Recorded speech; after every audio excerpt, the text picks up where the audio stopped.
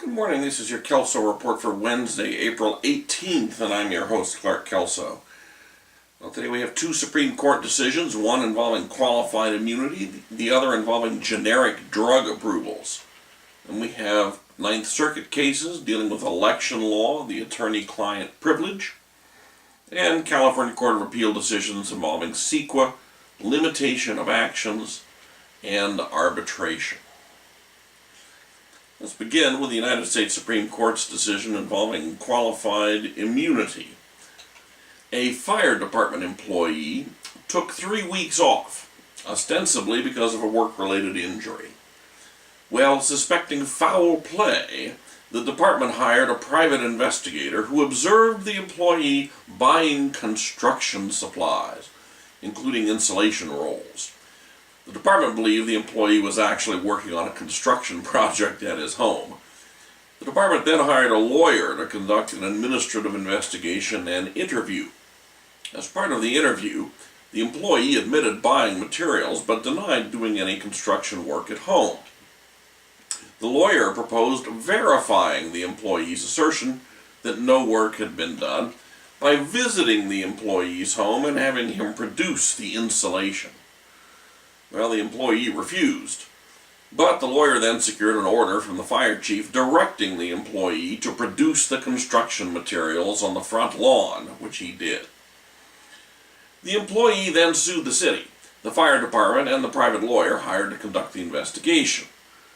The issue before the court was whether an individual hired by the government to do its work is prohibited from seeking qualified immunity solely because he works for the government on something other than a permanent or full-time basis.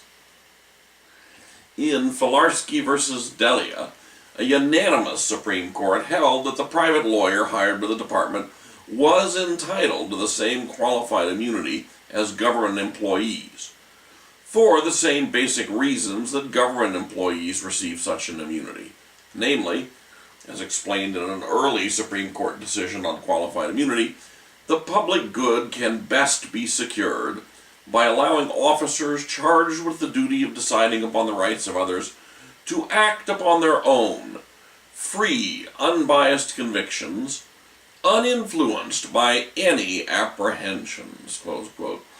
Well, in applying qualified immunity in this case, the court distinguished its 1997 decision in Richardson v. McKnight, where the court held that private prison guards employed by a private prison company, which took on a long-term obligation to provide prisons to a state, were not entitled to qualified immunity.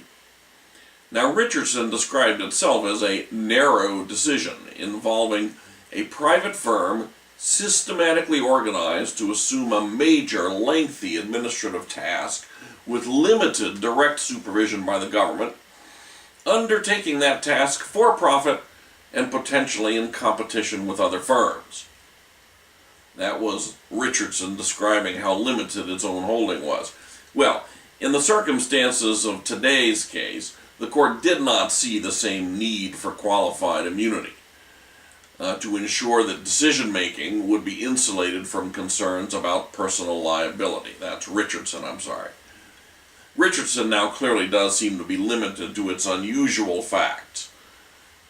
According to today's case, if you hire that single employee as a private sector employee, but you hire them to do a government investigation, that employee will receive qualified immunity. Next, we have a case involving generic drug approvals. When the Food and Drug Administration evaluates an application to market a generic drug, it considers whether the proposed drug would infringe a patent held by the manufacturer of the brand name version. To make that assessment, the FDA requires brand manufacturers to submit descriptions of the scope of their patents, known as use codes. The FDA does not attempt to determine if that information is accurate. Instead, the FDA assumes it is accurate and decides whether to approve a generic drug on that basis. Now, as a result, the breadth of the use code may make the difference between approval and denial of a generic company's application. and it gives the patent holder some ability to frustrate generic drug uses by inaccurately stating its use codes. In Caraco Pharmaceutical Labs versus Novo Nordisk, the Supreme Court considered whether Congress has authorized a generic company to challenge a use code's accuracy by bringing a counterclaim against the brand manufacturer in a patent infringement suit. The relevant statute provides that a generic company, quote, may assert a counterclaim seeking an order requiring the brand manufacturer to correct or delete the patent information it submitted, under two statutory subsections on the ground that the patent does not claim an approved method of using the drug. In a victory for generic drug manufacturers and for the public's pocketbook, the court held unanimously that a generic manufacturer under this statute may employ this provision to force correction of a use code that inaccurately describes the brand patents as covering a particular method of using the drug in question. The patent holder should not be permitted to extend the scope of its patent by inaccurately stating the use codes, and the court's holding provides a mechanism for a generic drug manufacturer to keep the patent owner honest. Next, we have an election law case, an in-bank case from the Ninth Circuit Court of Appeals. In Gonzalez versus Arizona, the Ninth Circuit in-bank struck down that portion of Arizona's Proposition 200, which requires prospective voters in Arizona to provide proof of U.S. citizenship in order to register to vote using the federal voter registration form specified by the National Voter Registration Act of 1993. Although the in-bank upheld that part of Proposition 200, which requires voters to show identification at the polling place, the court held that the proposition's requirement that applicants prove their U.S. citizenship could not lawfully be applied to applicants who are using the National Mail Voter Registration Form to register to vote in federal elections. Nothing in that federal form requires proof of U.S. citizenship, and the state requirement had the practical effect of changing the requirements for use of the federal form, something that is not permitted as a matter of federal law and federal preemption. Next, an attorney-client privilege case. The issue before the Ninth Circuit in Ray Pacific Pictures was whether a party waives attorney-client privilege forever by voluntarily disclosing privileged documents to the federal government. Now, without getting into the gory details, the issue arose because of acrimonious business relationships between the owner of the Superman character, DC Comics, and one Toberoff, a Hollywood producer and licensed attorney, who wanted to gain control over the Superman franchise. Certain privileged documents had been turned over by one of Toberoff's former lawyers to DC Comics. After litigation ensued over DC Comics' attempt to secure the documents legitimately through discovery, Toberoff approached the U.S. Attorney's Office to see whether they would begin investigating the misappropriation of the documents. The U.S. Attorney's Office agreed to pursue an investigation and asked Toberoff to turn over all of the documents to the office with a promise that the office would not turn the documents over to non-governmental third parties except as required by law or court order. Apparently thinking he would gain a significant tactical advantage in the ongoing litigation, Toberoff turned over all of the documents without making any attempt to redact anything from the documents. Well, the Ninth Circuit held that this constituted a complete waiver of the attorney-client privilege, and all of the documents were then required to be turned over to DC Comics pursuant to its discovery request in the ongoing litigation.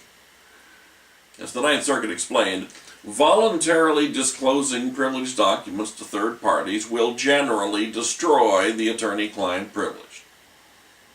The Ninth Circuit rejected the argument that the disclosure to the government was not a general disclosure and should have been treated as what's called a, quote, selective waiver, close quote. The selective waiver doctrine has been accepted only by the Eighth Circuit and has been rejected by at least 9 other circuit courts, and now has been rejected by the Ninth Circuit. So the rule is simple. You disclose it, you waive it. Next we have an attorney's fee decision from the Ninth Circuit arising out of a contempt proceeding. California is not the only state with an overcrowded and dysfunctional correctional system. Idaho has been a close second for the last couple of decades. In Bala versus State of Idaho, overcrowding had become so bad that the district court ordered specific limits on double selling in parts of the system. When the state decided to terminate several contracts for private out-of-state prisons, the state faced a crisis because it did not properly plan additional space for those inmates upon their return. The warehouse space that had been planned for use probably was not in compliance with the court order, and when current inmates were moved into that warehouse, they immediately rioted and burned it down. Counsel for the plaintiffs prepared and filed a motion for contempt. Although the state had previously claimed it was impossible to bring itself into compliance without taking many months of planning and construction, magically, between the time of the filing of the motion for contempt and the hearing on the motion only about 3 weeks later, the state managed to bring itself back into compliance. As a result, the district court denied the motion for contempt, but it still awarded attorney fees to plaintiffs' counsel, since the filing of the motion was the catalyst for bringing the state back into compliance. The Ninth Circuit affirmed, holding that even though the motion was denied, the district court correctly exercised its discretion in awarding attorney fees to the plaintiff's counsel. This was clearly a case where the motion was denied, but the plaintiff secured the relief it was ultimately seeking, namely compliance with the court's orders. Next, we turn to a case arising under the state's environmental law, CEQA. In Neighbors for Smart Rail versus Exposition Metro Line, the Second District fully approved the final environmental impact report for the second phase of the construction of a light rail line along the Exposition Corridor connecting downtown Los Angeles with Santa Monica. The only part of the opinion which was published involved the question of whether the Expo Authority used the proper baseline for analyzing the impacts of the project on traffic, air quality, and greenhouse gas emissions. The Expo Authority used for its baseline conditions that were estimated in the future. In particular, estimated future conditions in 2030, which was the planning horizon for the project.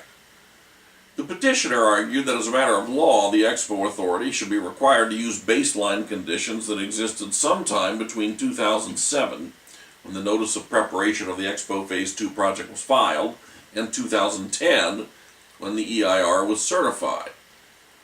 The Second District agreed with the Expo Authority that the most appropriate analysis was to use the hypothetical future conditions as the baseline. As the court explained, the traffic and air quality conditions of 2009 will no longer exist, with or without the project, when the project is expected to come online in 2015, or over the course of the 20-year planning horizon for the project. An analysis of the project's impacts on anachronistic 2009 traffic and air quality conditions would rest on the false hypothesis that everything will be the same 20 years later, close quote. The Second District's holding here is squarely in conflict with the intermediate appellate decisions in Sunnyvale West Neighborhood versus City of Sunnyvale and Madeira Oversight Coalition versus County of Madeira. Because of the importance of this legal question to proper environmental analysis under CEQA, it does seem to me this would be a very good case for Supreme Court of California to grant review. Next, we have a limitation of actions question. The plaintiffs in Sear versus McGovern had negotiated an option to purchase certain parcels of real property. Allegedly, because of the defendant real estate agent's negligence, a lender to the property owner secured a conflicting option to purchase the same parcels. That lender filed a lis pendens after it exercised its option to resolve the conflict between the options. Ultimately, the lender's action was dismissed, and its lis pendens was expunged. The plaintiffs then sued the real estate agent, alleging that the agent negligently failed to assure that the sellers did not grant to their lender an option inconsistent with the plaintiff's option. But the plaintiffs sued more than 2 years after they became aware of the conflict, and the issue before the Second District was whether the 2-year limitation period for malpractice applied or the 3-year limitation period for injury to real property.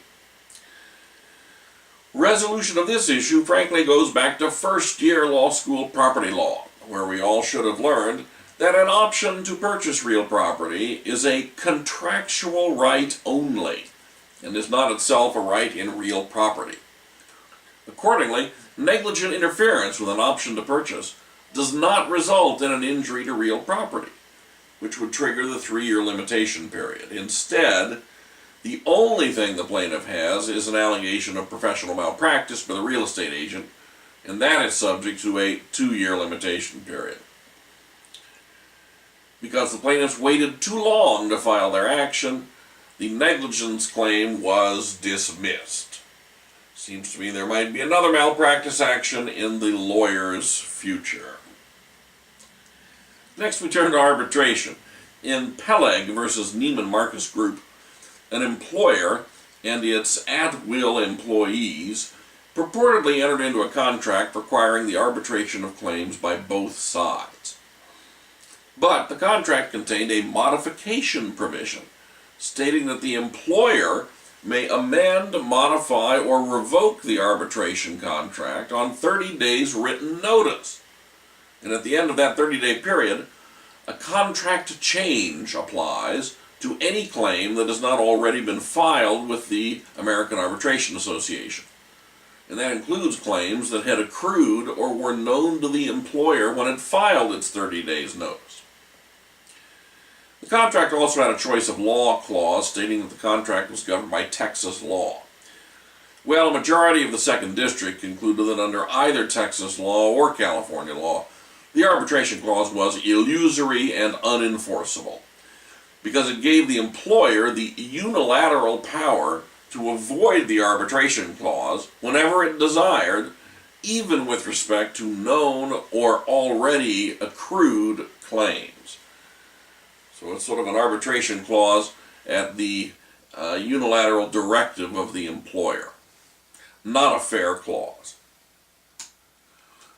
That's it for today's Kelso Report. Have a great day in the law.